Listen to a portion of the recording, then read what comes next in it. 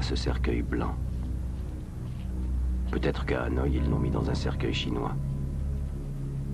De toute façon, il est sûrement vide. C'est impossible qu'ils aient retrouvé son corps. Ils ont dû y mettre des pierres ou des os de buffle. Tout à l'heure, je dirai à sa veuve que Jean est mort héroïquement, sans souffrance, en pensant à elle. Que dire d'autre? Est-ce que le fils de Jean comprendra un jour? Est-ce que les gens peuvent comprendre ce que nous avons vécu là-bas? Nous n'appartenons plus au même monde.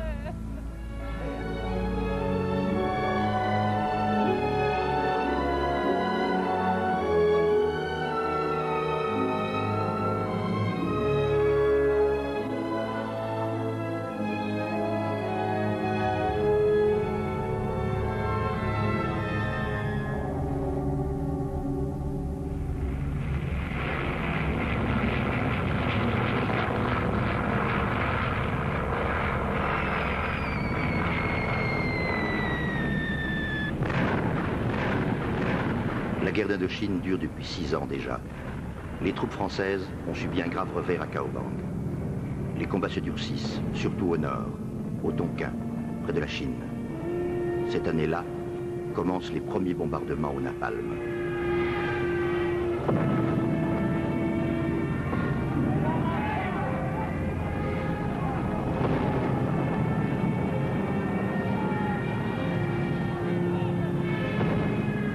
Pendant longtemps, je suis resté silencieux. Au soir de l'enterrement de Jean, et pendant 10 jours et 10 nuits, j'ai écrit leur histoire. Ils étaient 4 lieutenants français. En fait, il n'y en avait que 3. Hans, le légionnaire, était allemand, un ancien de la Wehrmacht. Pour tous, il était le lieutenant.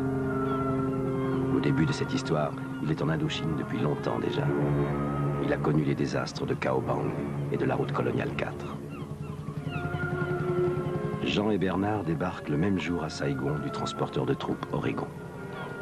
Ils ont voyagé ensemble depuis Marseille, mais ils ne se connaissent pas.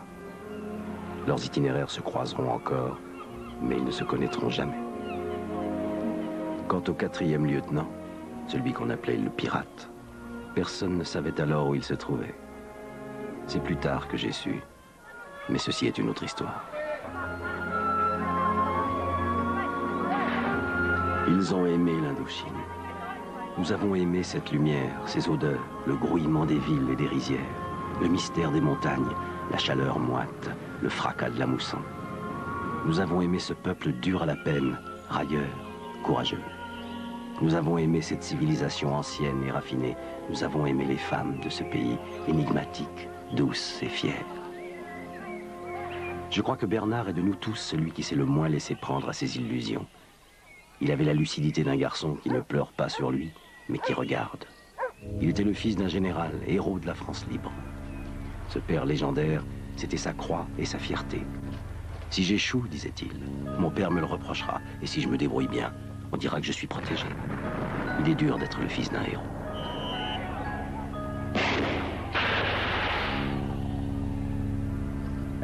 Bernard courait toujours après ses rêves d'aventure. Mais à cause de son père, il lui fallait aller à la bagarre plus crânement encore que les autres.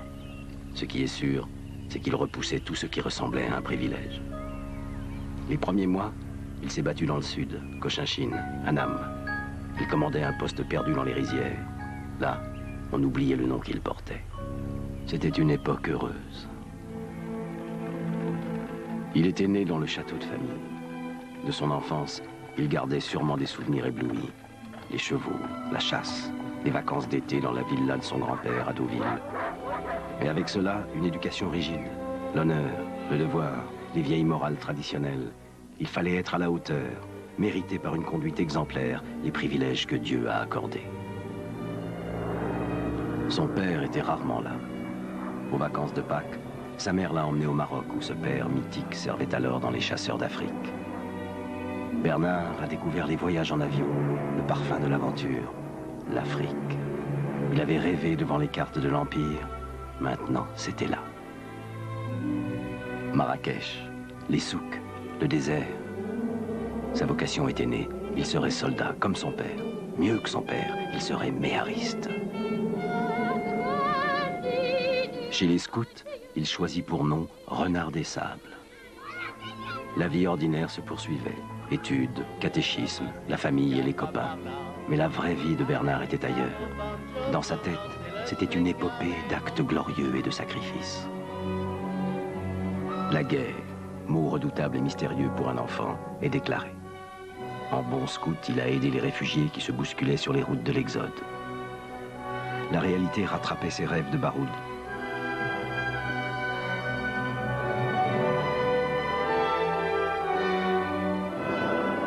On a raconté plus tard qu'il avait vu son père aux actualités allemandes se rendre à l'ennemi, bras en l'air. Je ne sais si l'épisode a réellement eu lieu. S'il est vrai, cela a dû être un choc pour Bernard. Il ne pouvait deviner que son père s'évaderait, rejoindrait la France libre, deviendrait pour tous un vrai héros, et pour lui, son fils, un modèle encore plus écrasant.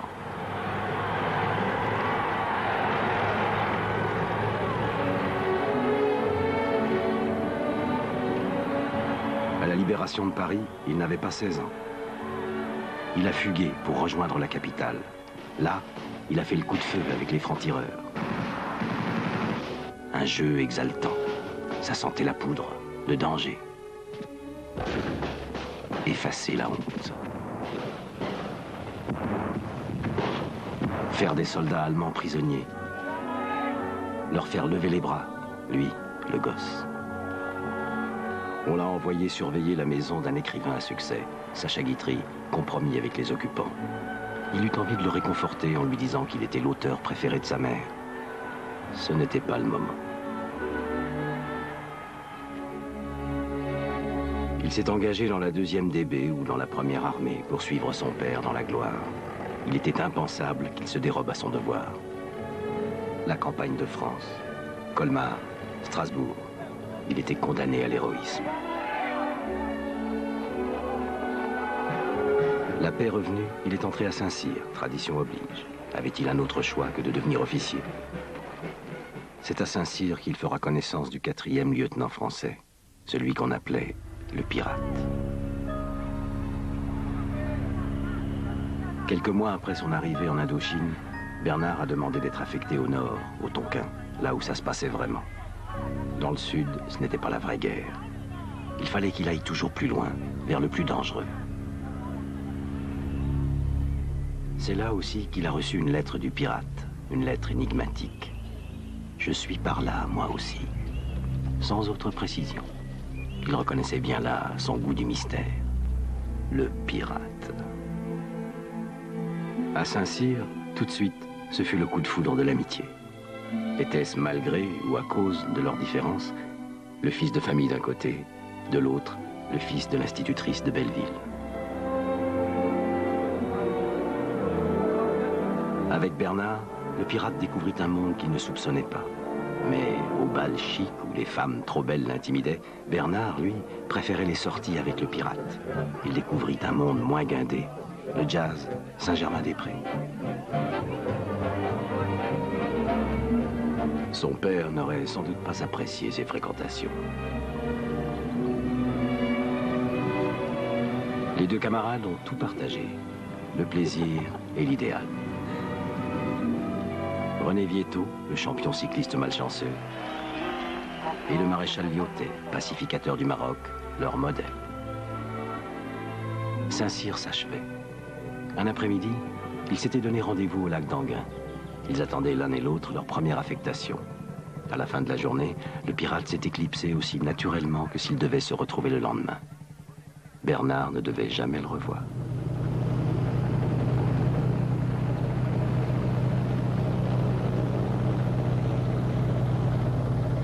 Le mois de février est triste au Tonkin.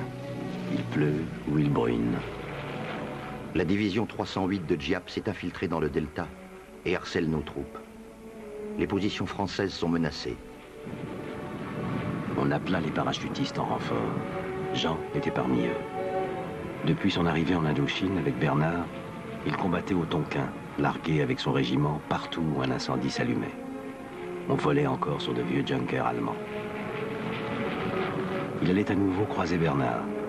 Mais pas plus que sur l'Oregon qui les avait amenés ensemble de France à Saigon, ils n'auraient l'occasion de se parler. La vie est ainsi faite.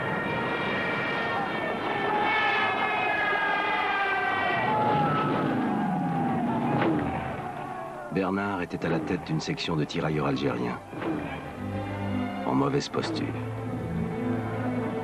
Sa dernière affaire, il la mena avec ses soldats venus d'Afrique. C'était son choix de combattre auprès d'eux, en première ligne. C'est au milieu d'eux qu'il tomba. Ce sont les parachutistes de Jean qui dégagèrent les tirailleurs. Jean a-t-il vu le corps de Bernard? Il n'en a jamais rien dit. Ce n'était pas son caractère de tirer une gloire quelconque du malheur des autres. Je venais d'arriver à l'antenne médicale de Xuan Mai. J'ai recueilli la dépouille de Bernard parmi les blessés algériens, sénégalais et vietnamiens. Tous égaux maintenant devant la mort. J'ai fait sa toilette pour qu'il soit décent quand son père le verrait. Son corps était criblé d'éclats. Je lui joignis les mains. Depuis l'adolescence, la seule vérité que Bernard connaissait, c'était la guerre. Il était fatigué de cette vie. Il n'osait pas le dire à cause de son père. Avec ses économies, il voulait acheter une voiture de sport rouge qui irait vite, et épouser une chic fille.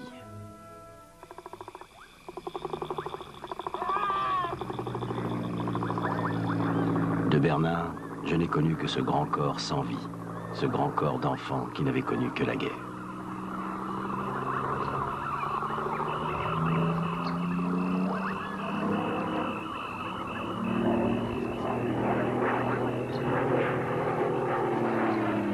La mort de Bernard a retenti en chacun de nous. C'était un sentiment de gâchis, usant et pénétrant comme la mousson. La pourriture qui colle à la peau. Les questions sans réponse. Le début de l'enlisement. Pourquoi mourions-nous en Indochine ?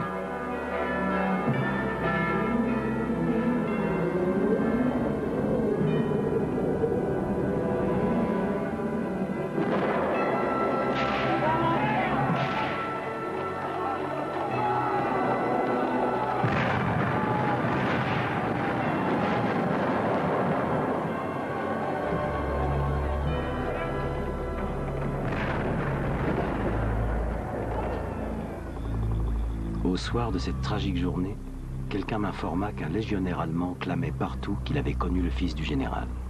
Il racontait que Bernard l'avait fait prisonnier à Colmar en 1944. L'affaire m'intrigua.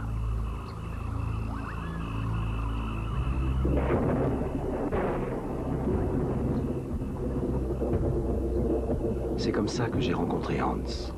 En vrai légionnaire, il n'aimait pas parler de son passé. Un légionnaire n'a pas de passé. Je lui ai tiré son histoire par bribes, jamais sûr qu'il disait la vérité.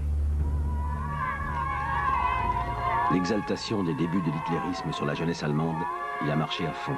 Il ne s'en cachait pas. Il ne cherchait pas à s'excuser. Il me répétait, comme si ça expliquait tout, « Je suis de Hambourg, tu comprends, un des plus grands ports du monde. » Après l'humiliation de la défaite de 1918, nous repartions à la conquête du monde tête haute. Nous étions des enfants.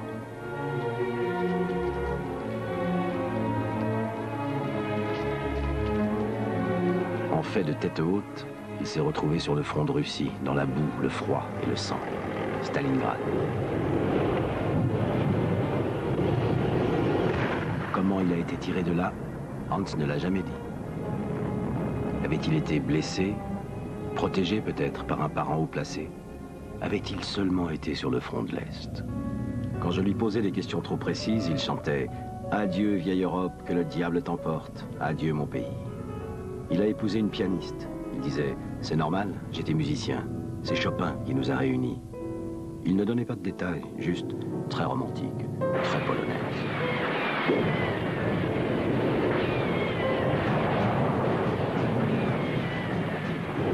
Il a été muté en France dans les troupes d'occupation. Il a aimé une femme, ou plutôt, une femme l'a aimé.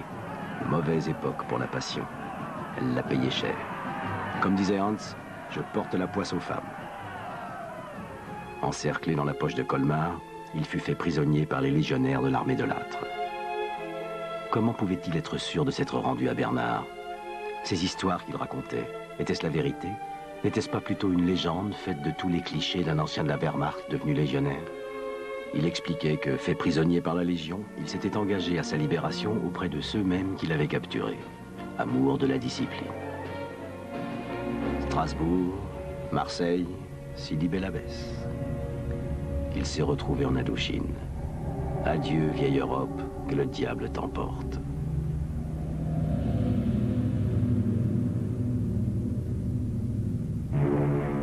Certains prétendaient l'avoir reconnu en première page d'un magazine américain.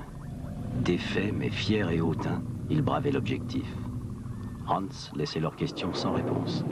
Pour eux, sans aucun doute, dans la Wehrmacht, il était officier.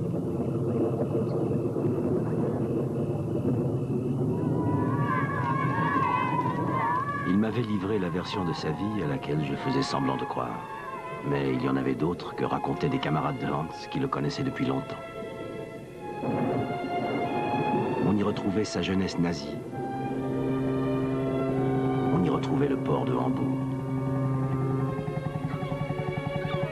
À partir de là, c'était un tout autre destin. Certes, au début, il n'avait pas échappé à la guerre. Sa femme était bien pianiste et polonaise aussi.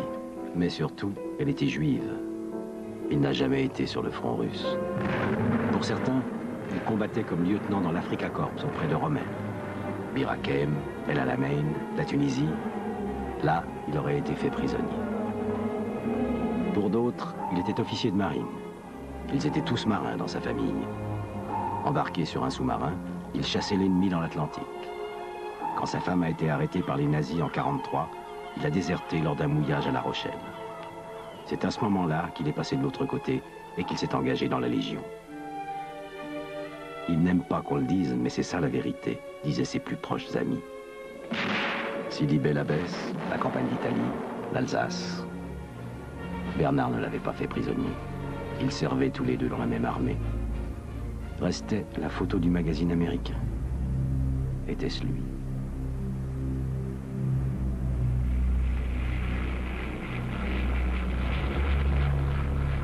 Aussi bizarre que cela paraisse, le pirate a appris la mort de Bernard par les journaux qu'on lui parachutait tous les mois avec des munitions et le ravitaillement. Il les rangeait soigneusement et en lisait un par jour, le soir, vers 16 h, comme à Paris. De sa tristesse, il n'a rien dit. Il était dans la montagne, non loin du Laos, avec une compagnie de partisans. Il les avait recrutés lui-même, homme par homme, famille par famille. Il vivait avec ces gars, mangeait avec eux le riz gluant des montagnes, buvait avec eux le thé vert, si fort qu'il est noir.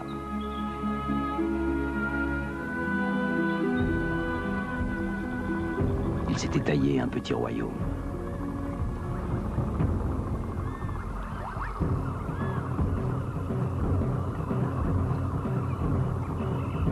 Chef de bande, avec cette capacité qu'il avait de s'adapter à tout, il jouait à la guerre.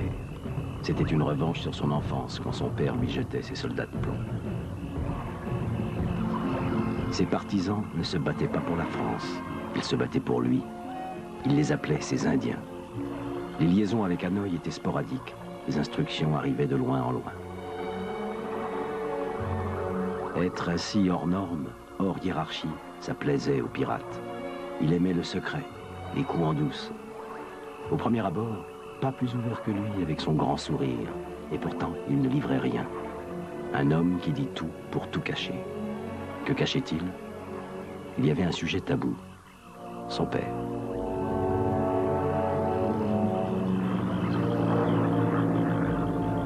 Un Dakota survole la jungle où le pirate s'infiltre. À 2 heures d'avion d'Hanoï et des cognacs soda glacés du Sporting Club. Jean est dans le Dakota. Ça vibre. Il attend le signal du saut. Qui n'a pas connu ça ne peut rien comprendre. La peur au ventre, ce poids au creux de l'estomac, le café du matin au goût amer, les souvenirs qui défilent. La mine, les hauts fourneaux, le fer, l'atelier. En Lorraine, on n'a pas le choix. Sa femme, il l'avait connue encore tout enfant. Ils étaient du même pays. L'été, ils faisaient les foins ensemble, les vendanges en octobre. Il a commencé à travailler très tôt, comme son père et son grand-père. Il en était fier. La guerre arriva. les Lorrains devinrent allemands. Des camarades avaient reçu la convocation pour le service obligatoire du travail. Il a dit qu'il ne partirait jamais. Il s'est réfugié en Dordogne, et là, il est entré dans le maquis. D'après ce que j'ai su, il est monté rapidement en grade. Il était courageux, le Lorrain, et il n'aimait pas les Allemands. Ces exilés sont devenus alors la célèbre brigade Alsace-Lorraine. La brigade des brigands, disait-on d'eux. Ces soldats de fortune, mal vêtus et pas réglementaires du tout, on les appelait les pouilleux. Ça ne leur déplaisait pas. Ils ont bien combattu, tout le monde s'en souvient. Il a retrouvé sa femme en Lorraine dans l'ivresse de la paix retrouvée. Seule ombre au tableau, son frère. Compromis avec l'occupant, il était en fuite. Jean en fut meurtri. Ils se sont mariés tout de suite. Il était fatigué des lendemains incertains. Engagé pour la durée de la guerre, il retrouva la vie civile pour quelque temps. Un premier enfant s'annonçait. Jean était courageux, dur au travail. Mais ça n'allait pas. Il avait du mal à se réadapter après ce qu'il avait vécu. Il a changé plusieurs fois de travail. Il ne gagnait pas beaucoup. Il est devenu de plus en plus nerveux. Il y a eu des grèves. Il s'est retrouvé en tête des meneurs. Il a encore perdu son travail. Dès cette époque, le souhait de Jean, c'était de devenir officier, de renouer avec la vie qu'il avait vécue dans les maquis, puis avec ceux de la brigade Alsace-Lorraine. Une existence au jour le jour, sans contrainte. Il se remit aux études et... Un matin, on était en train de prendre le café dans la cuisine, il me raconta sa femme. Il m'a annoncé qu'il partait pour l'Indochine. Il répétait, si je reste ici, je vais exploser. Il voulait être parachutiste. Tout ce que j'ai pu dire, ça n'a servi à rien. Il est parti. Avant chaque opération, les parachutes étaient vérifiés par des jeunes filles. Sur chacun, elles inscrivaient leur nom. Jean a regardé ce nom. Camille Nguyen. Sa vie était entre les mains de cet inconnu.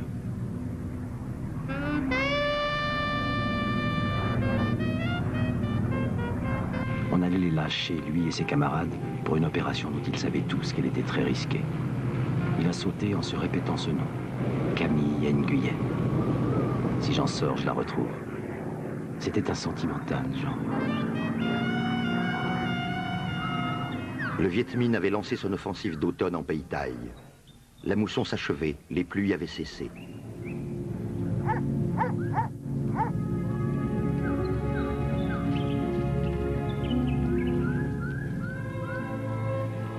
Très vite, on a perdu le contact avec le bataillon de Jean. Silence radio, plus aucune nouvelle.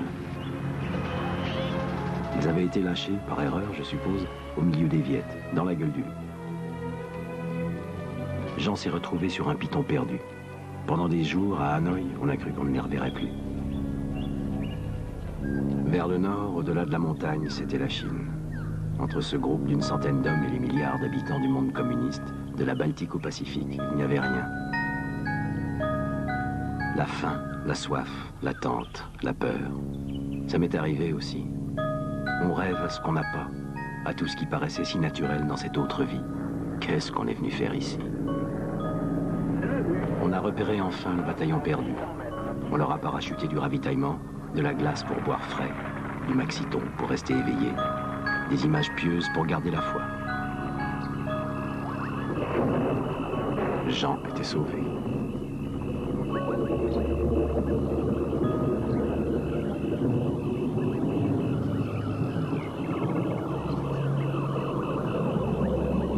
À ce moment de l'histoire des 4 lieutenants, je viens d'être nommé à l'hôpital d'Hanoï, un répit après plusieurs opérations éprouvantes.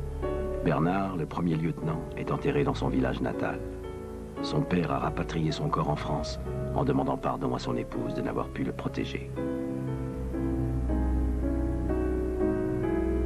Et le pirate, lui, il s'est lancé avec ses partisans dans une opération destinée à desserrer l'étau autour du piton de Jean, encerclé par l'ennemi. Et là, il s'avance vers l'embuscade qui l'attend, inexorablement.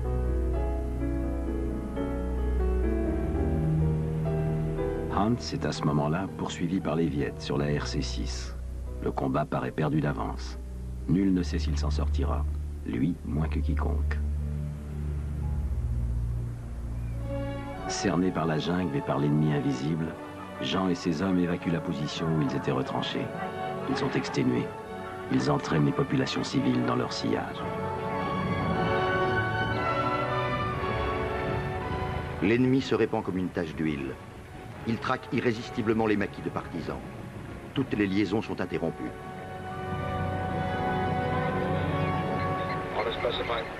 C'est alors que le pirate est blessé, gravement touché. Pour lui, aucune autre solution que l'évacuation. Aucun hélicoptère n'a un rayon d'action suffisant pour arriver là. Le plus proche est à Laicho. Une chaîne humaine s'est formée pour le transporter. 4 porteurs se relaient tous les kilomètres autour de son brancard. Les paysans les aident. Le pirate est un personnage mythique. On croirait que toutes les ethnies d'Indochine se donnent la main pour le sauver. Son état s'aggrave. Quand ils atteignent la rivière Noire, il délire.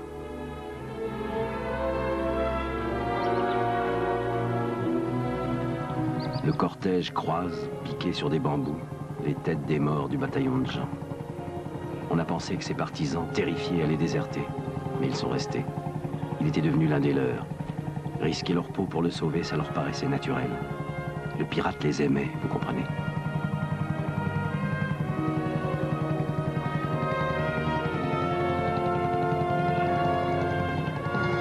Enfin l'hélicoptère. Il a perdu connaissance.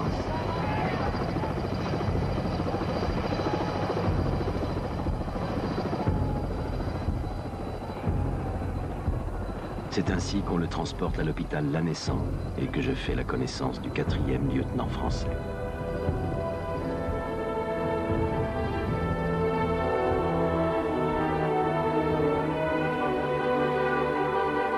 On l'opère 2 fois. Il est très faible. Dans son délire, il appelle son père, évoque sa mère et Bernard, lance des appels de détresse, évoque fréquemment une femme. Le soir, je viens m'asseoir près de lui. Apaisé, il me parle alors. De son père, il ne dit pas grand-chose. Il me montre seulement une vieille photo jaunie.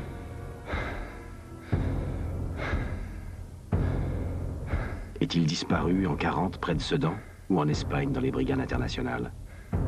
Sa mère me racontera plus tard que le pirate avait longtemps cru que son père avait survécu, qu'il était à Moscou peut-être, et pourquoi pas héros de l'Union soviétique.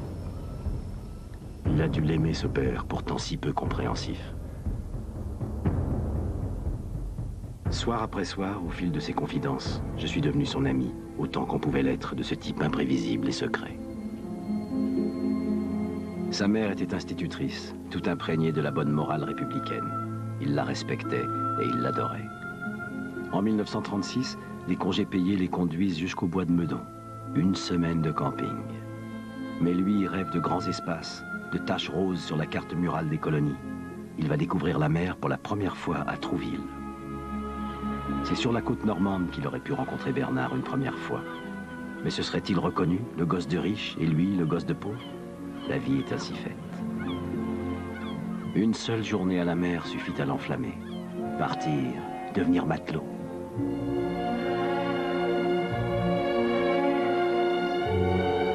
Dans ses jeux d'enfant, il préférait toujours les Indiens, épris de liberté et de grands espaces, aux cow-boys. À leur tête, ils déterraient la hache de guerre pour défendre leur territoire. Quand les Allemands occupent la France, il prend la route de l'Exode avec sa mère. Il est ravi, il jubile, enfin il se passe quelque chose. Il a l'impression d'être lancé dans un roman d'aventure. Son père, mobilisé dans l'armée Corap, a disparu. Il était contre la guerre, contre toutes les guerres. Où est-il? Le pirate n'en parle jamais et il n'aime pas qu'on lui en parle. L'Exode les mène à Limoges chez des cousins bienveillants. Il écoute Radio Londres. Il a l'impression que tous les messages secrets lui sont destinés. Il décide alors de passer en Espagne pour s'engager et combattre avec les Français libres. On lui parle d'une filière à Perpignan. Il part en vélo avec des camarades. Aucun d'eux n'a 20 ans. Leur passeur, le pirate l'apprendra plus tard, livre un convoi sur 2 aux miliciens. Le pirate est transféré menottes aux mains à Compiègne. 1 mois plus tard, il est à Buchenwald. Ces années de camp seront l'expérience capitale de sa vie. Il me disait, d'abord, tout ou presque craque. C'est un univers sans merci, où seuls des rapports de force existent. Il n'y a plus que l'être primitif qui mord, se bat, tue parfois pour survivre.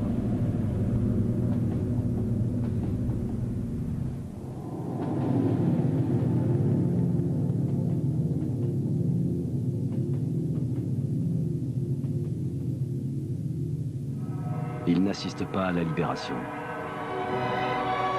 Il est encore à Buchenwald. Il pèse 45 kilos. À son retour, il boit une bouteille de Bordeaux entière au goulot. C'est un Haubrion 34. Quand il revient, il est fasciné par la prestance des soldats américains. Ils riaient, ils avaient l'air de vainqueurs. Tout le monde voulait leur ressembler. Ils ressemblaient à Gary Cooper. Une vocation est née. Que pouvait-il faire d'autre? Il a travaillé dur pour réussir Saint-Cyr. Promotion Indochine, un clin d'œil du destin. De là date sa rencontre et son amitié avec Bernard. Bernard était né avec une cuillère en argent dans la bouche. Il avait tout, mais s'en servait maladroitement. Il était timide et naïf. Le pirate n'avait rien, mais rien ne l'arrêtait. Ils étaient faits pour s'entendre.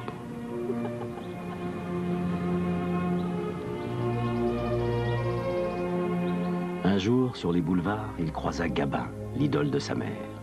Le lendemain, il inclina un peu plus son calot sur le front, tout près des yeux, comme l'acteur le faisait souvent. À la sortie de Saint-Cyr, il s'est retrouvé dans les troupes d'occupation à Vienne. Dans ce nid d'espions, où il n'avait sans doute pas été nommé par hasard, il a été aussitôt recruté par les services de renseignement. Il est devenu le pirate, un soldat de l'ombre.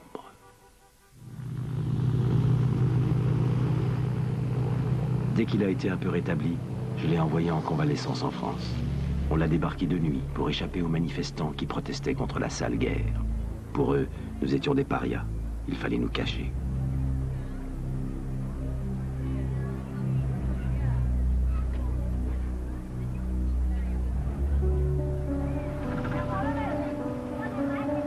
À Hanoï, en permission, dédaignant les amours faciles avec les filles de chez Betty, Jean chercha aussitôt Camille.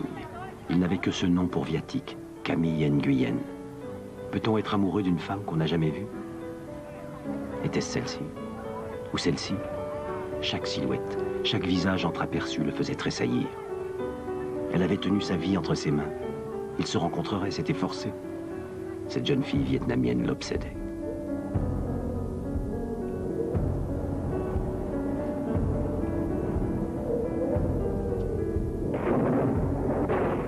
Hans avait échappé à ses poursuivants et sans répit était reparti en opération avec ses légionnaires. Ce jour-là, l'aviation avait brûlé tout un village au napalm pour une histoire de buffle vendue aux Viet Minh. Hans était un soldat sans état d'âme, mais devant l'incendie des villages, les représailles contre les habitants, il réagissait avec une sourde colère. Du sale travail, ce n'était pas de la sensiblerie, c'était de la lucidité. Comment s'attacher des populations en les traitant avec cette violence?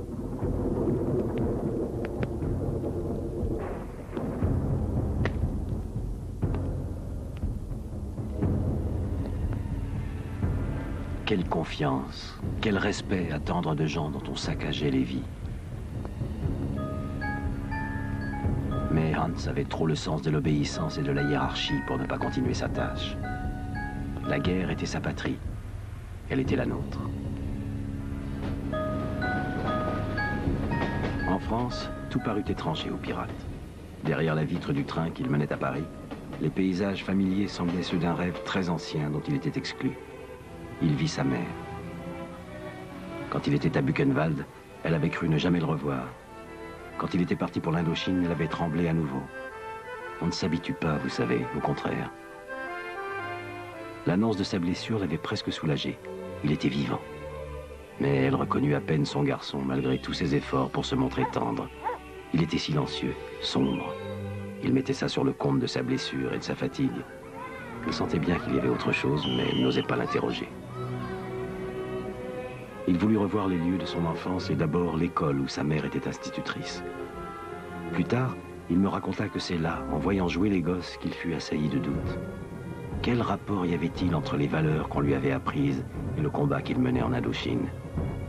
Les Viettes tuent, torturent, terrorisent les paysans pour les contraindre à les aider. Mais si nous, Français, utilisons les mêmes moyens qu'eux, au nom de quoi avons-nous le droit de les combattre? Ils vont nous vaincre et nous allons nous déshonorer. Il prit le train pour aller sur la tombe de Bernard. Il arriva dans le cimetière de Quimperlé un dimanche en fin de matinée. Il n'éprouva ni tristesse, ni colère. Juste ce sentiment d'étrangeté. Que faisait Bernard, tué dans une rizière, au milieu de ces morts tranquilles?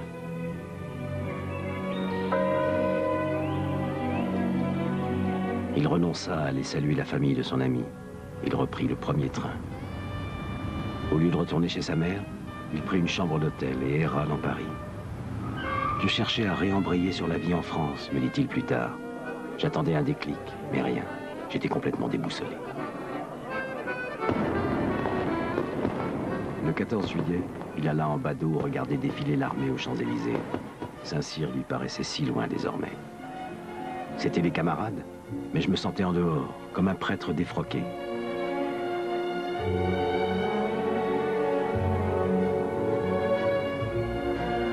Il pensa se tuer, mais recula devant la peine qu'il causerait à sa mère. Quelques jours plus tard, toujours errant, il se rendit à la kermesse aux étoiles. Le déclic, il l'eut en apercevant Jean Gabin. Gabin était devenu un monsieur entre deux âges qui signait des autographes. Le pirate se dit, comme il a vieilli, et décida de repartir aussitôt en Indochine.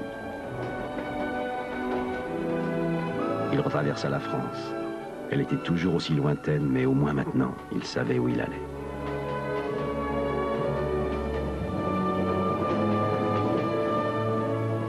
Marseille, 3 ans déjà qu'il avait embarqué pour la première fois. Plus tard, il me raconta que dans le train qui l'emmenait, en même temps qu'il éprouvait du soulagement à quitter la France, il s'était dit que ça aurait été bien tout de même s'il avait eu pour le retenir une femme et des enfants. Oui, me dit-il, c'est bizarre. J'ai éprouvé la nostalgie de la vie de tout le monde. Il embarqua sur un paquebot de transport civil des messageries, le président de Cazalet. C'est à bord qu'il apprit, sans y attacher beaucoup d'importance, que 2 semaines auparavant, des parachutistes avaient sauté sur un petit village du Tonkin, Dien Bien Phu.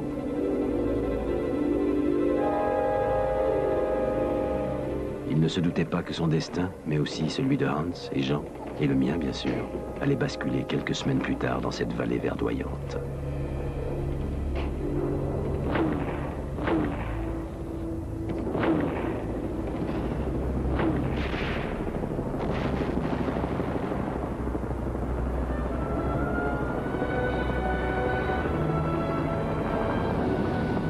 Au fur et à mesure que le bateau s'éloignait de la France et le rapprochait de l'Indochine, sa morosité se dissipait.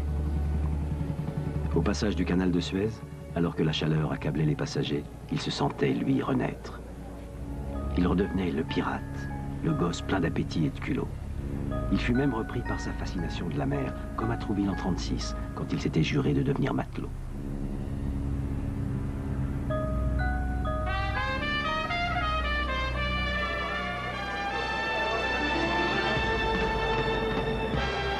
On fêta Noël par un grand bal. Il n'avait jamais connu un tel luxe, même dans les soirées chic où l'entraînait Bernard. Il fut subjugué par une jeune femme solitaire et pensive. Elle était mariée et allait rejoindre son époux en poste en Indochine. Il la séduisit à la première danse et ils ne se quittèrent plus jusqu'à l'arrivée à Saigon.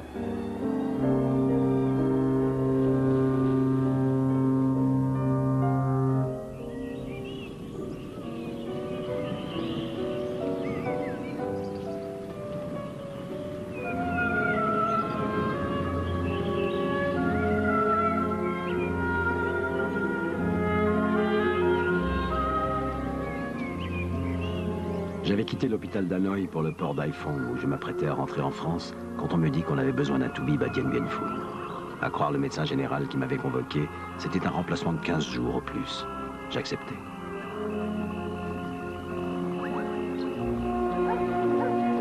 C'est ainsi que mon chemin a croisé à nouveau celui de Hans, le légionnaire.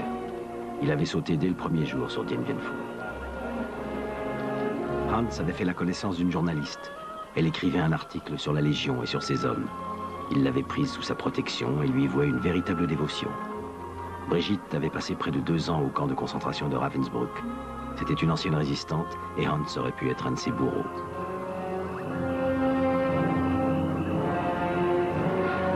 Hans se disait invincible.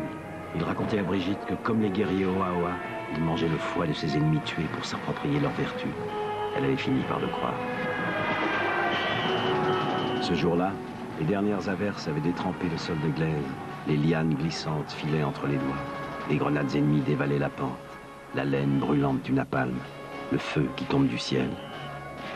Hans reçut une grenade entre les jambes. Ses hommes l'entourèrent immédiatement. L'infirmier qui le déshabilla trouva dans la poche de son treillis une dizaine de mégots de cigarettes tachés de rouge à lèvres. Il allait les jeter quand Brigitte arriva, prévenue je ne sais comment. Elle prit la main de Hans et jusqu'à la fin ne la lâcha plus. C'étaient ces mégots qu'Hans avait ramassés et soigneusement conservés.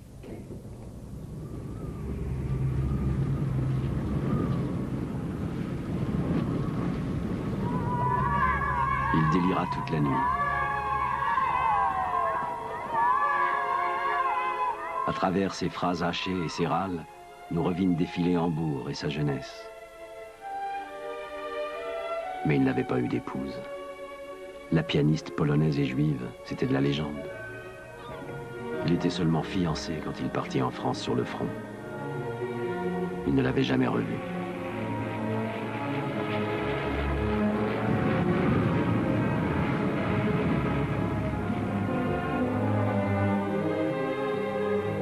Elle savait par les actualités qu'il avait eu l'honneur, le premier, de hisser le pavillon nazi sur la Tour Eiffel en juin 40. Elle en avait été très fière, puis plus rien. Ses lettres étaient restées sans réponse. De ses amours, il ne restait que le souvenir d'une Parisienne qu'on avait tondue.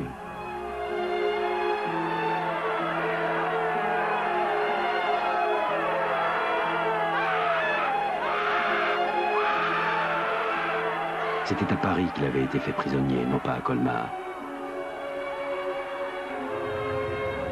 Les services de propagande américains l'avaient alors recherché parmi les vaincus.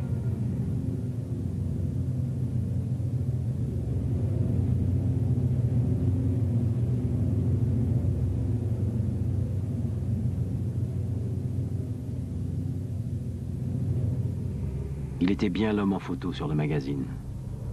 Les Américains avaient tenu à exhiber le symbole défait de la victoire allemande de juin 40.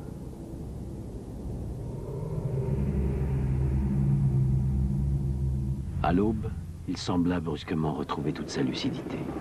On décida de l'évacuer. Il déclara d'une voix claire qu'il s'appelait Kurt et non Hans. Il me demanda si sa blessure était grave. Je l'assurai que non, bien sûr. Il regarda la jeune femme qui tenait sa main et déclara que ce Noël serait son plus beau Noël. Puis il nous demanda de lui allumer une cigarette. Le temps qu'elle sorte son briquet, il était mort.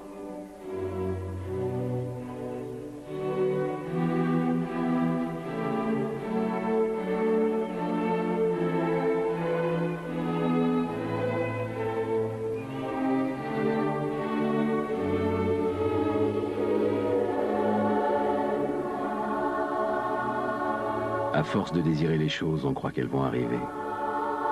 À Noël, la femme de Jean crut qu'il allait revenir. Elle l'avait dit à ses enfants. Il n'est pas venu.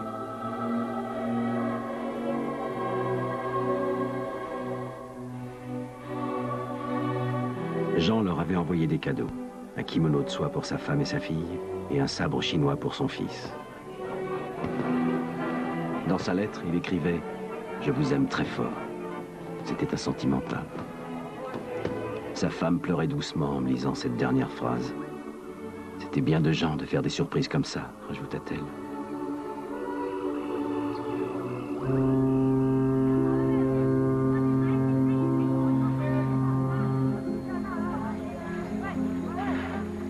Dès son retour en Indochine, le pirate est reparti dans ses maquis, au grand soulagement, je crois, de ses supérieurs qui se méfiaient de lui et le voyaient mal dans une unité ordinaire.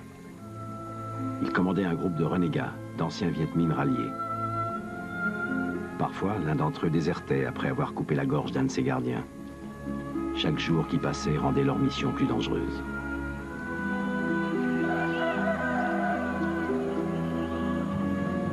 À la fin de sa mission, le pirate fut affecté je ne sais comment à l'état-major. Que s'était-il passé? Qu'avait-il vu ou subi pour abandonner? Avait-il eu peur? Peut-être est-ce le père de Bernard qui l'avait fait venir auprès de lui. Le pirate s'est retrouvé dans le rôle d'un officier de salon et faisait visiter le camp retranché de Dien Bien Phu aux hommes politiques et aux journalistes. A priori, on l'imagine mal ainsi. Mais c'était le propre du pirate de surprendre. Il était à Dien Bien Phu la veille du jour où la grande bataille a éclaté. Il est venu me serrer la main et m'apporter une bouteille de cognac.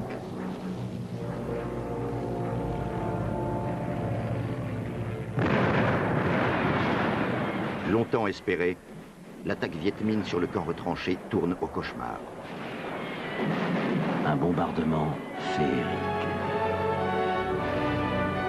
À 18 ans, j'avais vu de petits films d'amateurs tournés en Afrique où l'on voyait le docteur Schweitzer, les pirogues, les éléphants, les buffles, la chirurgie sur un coin de table. J'avais décidé alors d'être médecin colonial. Ça m'a paru être un beau métier d'homme. La guerre s'achevait et j'ai pensé qu'on aurait 20 ans de paix. Je voulais être utile. Mais les médecins coloniaux, ça va aussi à la guerre.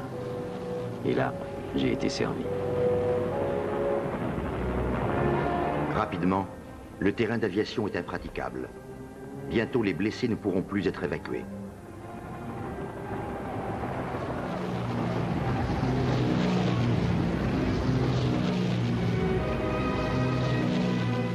Camille Nguyen. Jean ne l'aurait jamais retrouvé. Et même s'il l'avait retrouvé, rien ne serait arrivé. Son frère et son père étaient Viet Minh. Et elle brûlait des cierges à l'église pour la victoire du Viet Minh. La dernière journée de la vie de Jean, le sentimental, commence à 6 h du matin sur la base de Bac Mai à Hanoï. Son bataillon va être parachuté sur le camp retranché. Sirène d'alerte. Les gars embarquent dans les Dakota, direction Dien Bien Phu. Il est comme les camarades, la peur au ventre.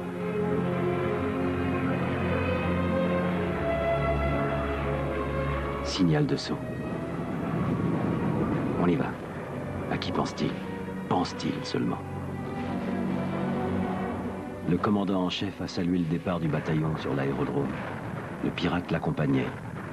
Il ne connaissait pas Jean, mais je suis sûr qu'il l'aurait aimé.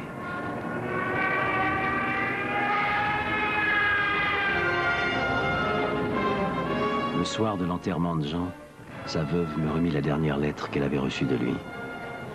Si un télégramme t'annonce ma mort, n'en crois rien. Cela ne peut m'arriver. Je vous aime trop pour cela. Il se bat parmi les camarades. Il est fauché. De ses espoirs, de ses remords, de ses élans, il n'y a plus rien.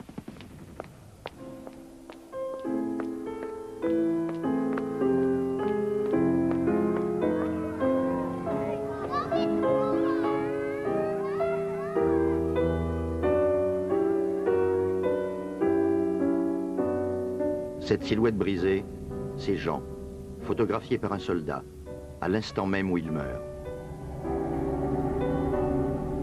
Son corps est traîné parmi les corps. La boue de Dien Bien Phu l'avale.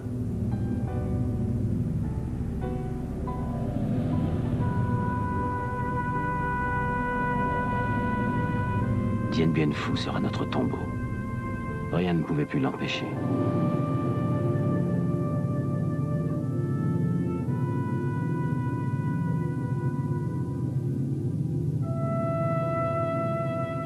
Les équipages des Dakota qui survolaient le camp pour y larguer les colis de la Croix-Rouge recevaient du sol des appels radio des gars en bas. Les assiégés essayaient de faire passer des messages. Ils étaient condamnés, faits comme des rats dans leur trou. Faites-moi savoir si ma femme a accouché. Dites à ma famille que vous avez entendu ma voix et que tout va bien. Priez pour nous. Immanquablement, la radio du bord répondait « Pas de message personnel ». Un jour, le pirate accompagne un de ses vols de ravitaillement. Il entend ses voix angoissées venues de la cuvette. Dans ce combat, il se sent inutile. C'est dur à admettre pour un type comme lui. De retour à Hanoï, un soir qu'il devait joindre d'urgence son général, il dut, pour mettre la main sur lui, chercher le vieux coureur de filles à travers toute la ville. Et pendant qu'il interrogeait les entraîneuses, juchées sur leur tabouret dans la lumière rose des bars, là-bas, au fond de la sinistre cuvette, les camarades mouraient. C'est cette nuit-là qu'il prend la décision de sauter sur Dien Bien Phu. Il passa sa dernière journée à Hanoï, comme si cela devait être la dernière journée de sa vie. Il écrivit à sa mère « J'aime bien la vie, et toi je t'aime tout court, mais je vais rejoindre les camarades. Je ne pourrais plus me regarder dans une glace si je ne le faisais pas. » Il rendit visite aux familles de ses anciens partisans, dont certains avaient trouvé refuge dans les faubourgs de la ville. À l'hôpital La Naissant, il dit adieu à un ami évacué après les premiers combats. Le soir, il rejoint les volontaires venus de partout pour sauter comme lui sur Dien Bien Phu. Une première fois, l'avion décolla, puis fit demi-tour après avoir tourné au-dessus de la cuvette. Le lendemain, à 17 h, le pirate communia. Il n'avait pas croisé Dieu depuis longtemps. Puis, en silence, la silhouette déformée par le parachute, la tenue raidie par la sueur, il embarqua sans espoir de retour. Les aviateurs évitaient de croiser leurs regards. Hanoï, écrasé de chaleur, abasourdi par la défaite, jette ses derniers feux.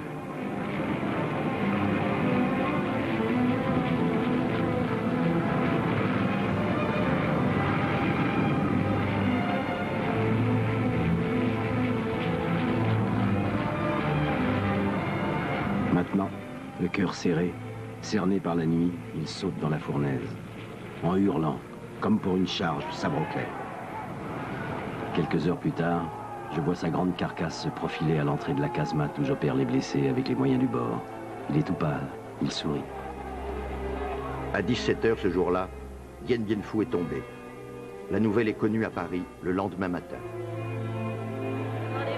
Il régnait sur le camp retranché une puanteur extraordinaire qu'il m'arrive de retrouver dans mes cauchemars d'aujourd'hui.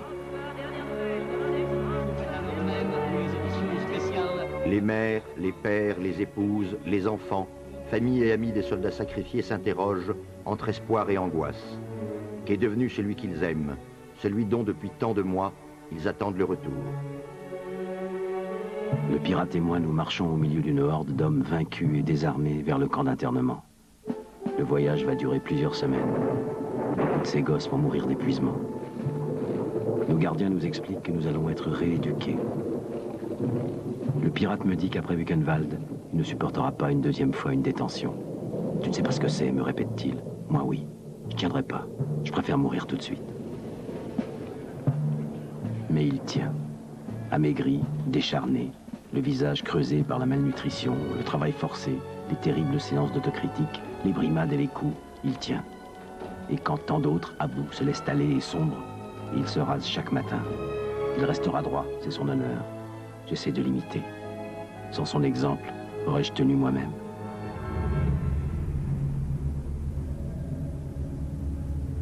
Bien plus tard, à mon retour en France, j'ai vu un film de propagande tourné par les Viettes dans notre camp. Il s'agissait de montrer à l'opinion publique internationale les excellents traitements pratiqués par nos gardiens.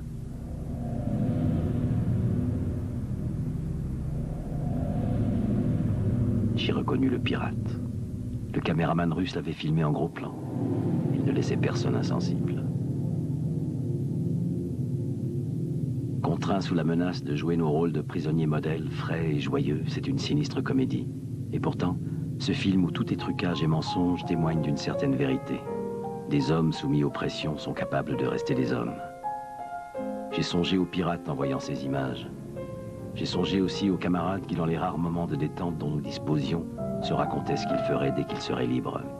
Celui qui, soir après soir, récitait la recette de la galette de pommes de terre que lui préparait sa mère. Celui qui se permettrait d'acheter à sa femme un frigidaire. C'étaient des hommes avec leurs terribles espoirs, des hommes en grandeur réelle à qui on voulait voler leur âme.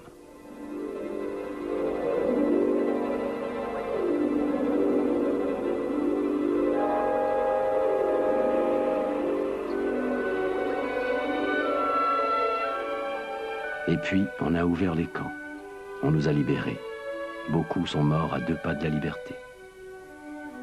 C'est un souvenir lourd à porter d'avoir tenu la main d'un garçon de 20 ans dont on savait qu'il allait mourir dans la nuit. À ce moment-là, l'homme est vraiment un enfant.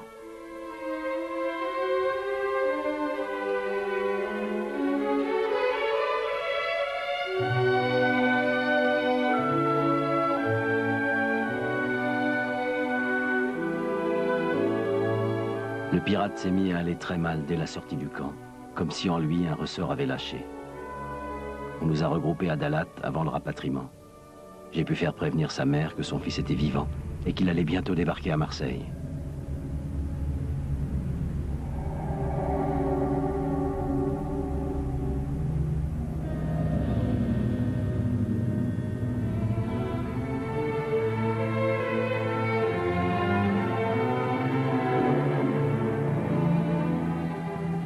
embarqué avec le pirate.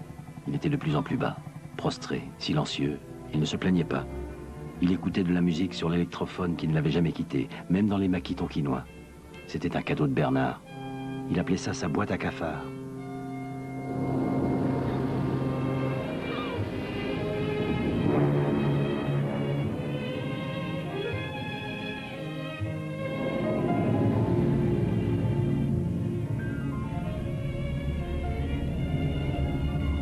Au passage du canal de Suez, il a commencé à délirer.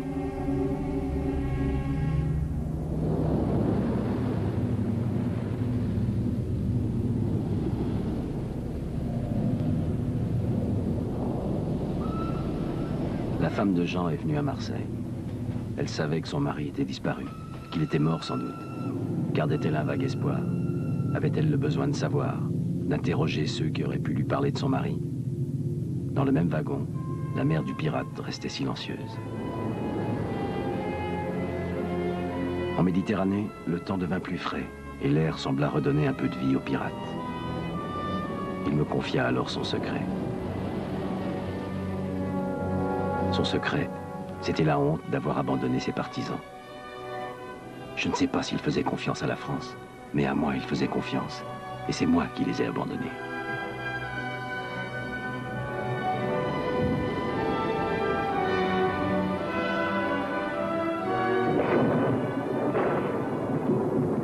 Le répit fut de courte durée. Lutter pour la vie ne l'intéressait plus. Il ne mourut pas cette nuit-là. Le pirate est mort dans les bras du docteur le 1er novembre 1954. C'était le dernier des 4 lieutenants français. Il s'appelait Antoine. Sa mère avait tant rêvé de son fils lui ouvrant les bras, de cette première étreinte après tant d'attentes et tant d'angoisse. Elle le voyait descendre de la passerelle, comme elle avait vu quelques mois auparavant aux actualités, les GI descendre vers leur famille au retour de Corée. Ne resterait-il rien de lui? On a largué son corps à la mer. C'est lui qui me l'avait demandé avant de mourir. Il a disparu comme il avait vécu.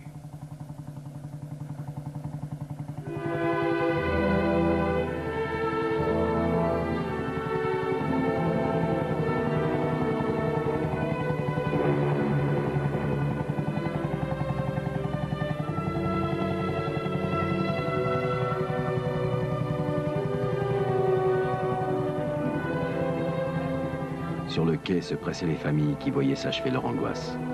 La femme de Jean errait, éperdue, parmi ces scènes de retrouvailles.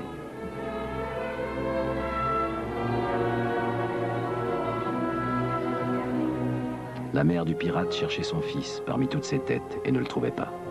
J'ai dû lui annoncer la nouvelle. Comment consoler une mère à qui on apprend la disparition de son fils unique? Ma voix se brisa soudain. Elle avait compris.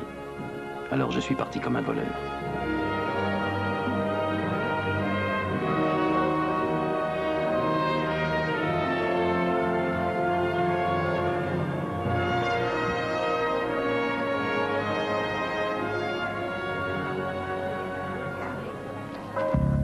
Un jour, on a rapatrié le cercueil chinois de Jean venu de je ne sais où. Je ne l'avais jamais rencontré là-bas. Pourtant, nous étions du même village. Enfants, nous avions joué ensemble. Bernard, Hans, le pirate, Jean. Je porte leurs traces pour toujours en moi. Je m'en veux d'avoir dû enjoliver ses morts et ses destins. Mais comment dire la vérité nue?